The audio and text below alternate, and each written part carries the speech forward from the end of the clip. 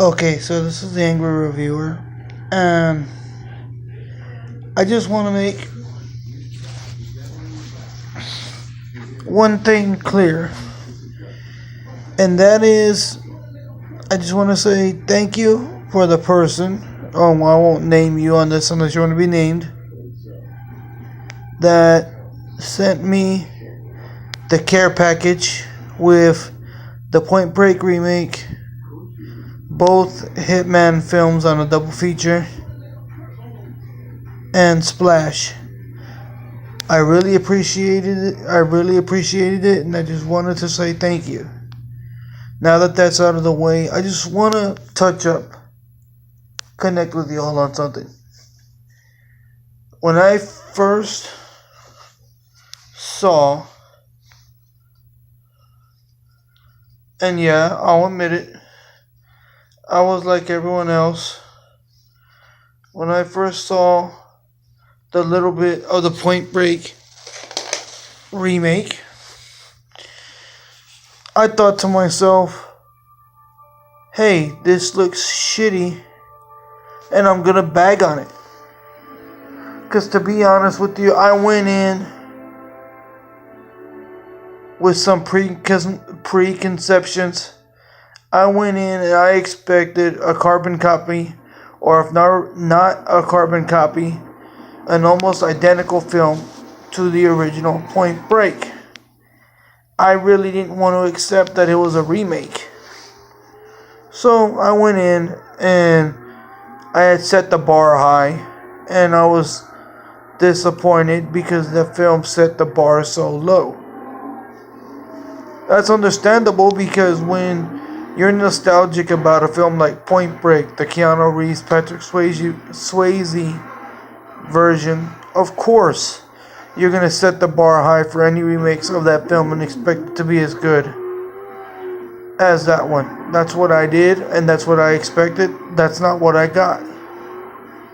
So I spent time bagging on it, telling people it sucked, pointing out its flaws, and hating on it just because it didn't live up to what I expected it to be. Well, thanks to a person who shall not be named, I received a care package in the mail with the remake of Point Break, with Splash, and with both Hitmans, Agent 47 and the original Hitman films. I decided to give it a go, just so I could do this review for that person, and that you know who you are, so you know this review is for you. And it's also for you, Jason O'Connor.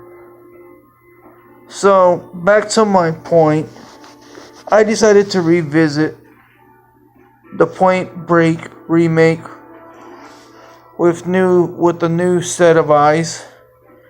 I went into the film, I turned my brain off, and I set the bar low, and I started watching it for what it was.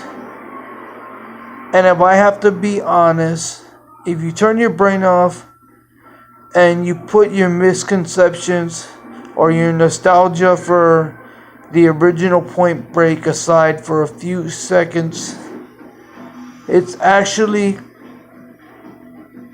a very good film for adrenaline junkies. It's an adrenaline junkie film. It's not a Point Break film. It's an adrenaline junkie film, because basically everything that they do in that film is an extreme sport of some sort.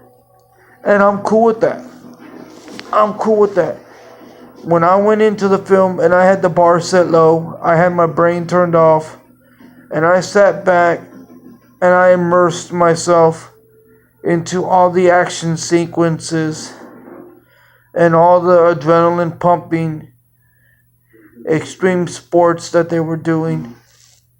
The film wasn't actually that bad. Just cut out the name Bodie, cut out the name Johnny Utah, and just call them something else and change the name from Point Break to Team Extreme or Extreme Sporting, and you'll be fine. I mean, it's an adrenaline junkies film, and it's not bad.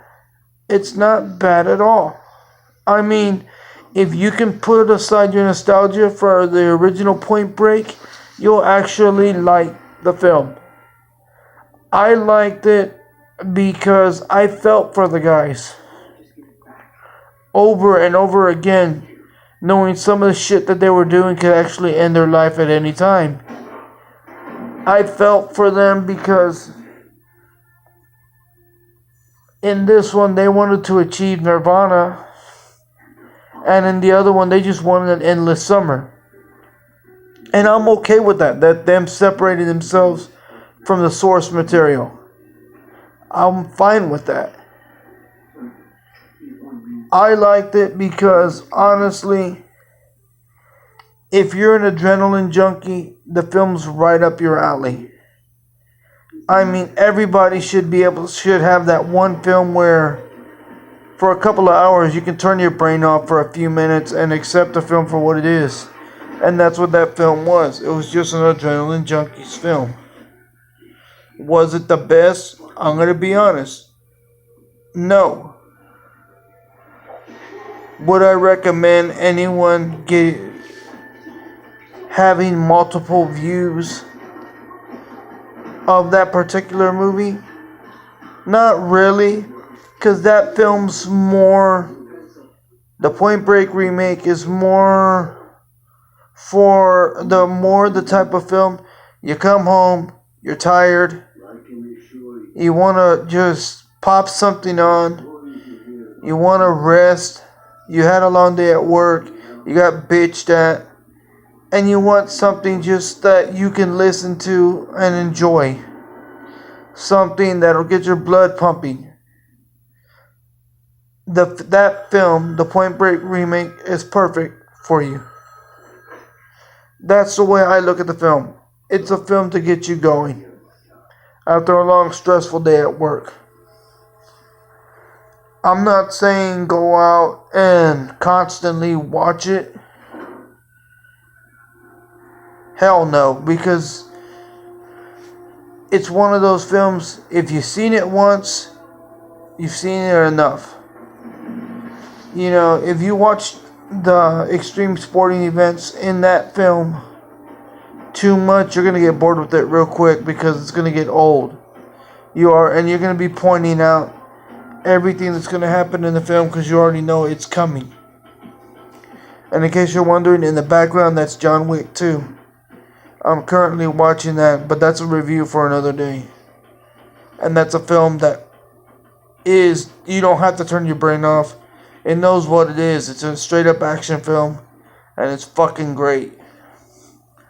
So, yeah, I mean, the Point Break remake isn't that bad. Okay, they could have done without adding salt to the wound by having certain scenes, and y'all that have seen this film already know what they are. They were pointless in this film. Just cut those out and leave everything else, and you got a fine little film. I think so. I give it a C-. The reason for the C- because even though it's Point Break in name, it's like the Halloween 3 to the original Point Break. Or it's like Halloween 3 to the original Halloween. It's good, but not great. It's a film that'll do when you ain't got nothing else to do. I'm me, you're you, I'm out.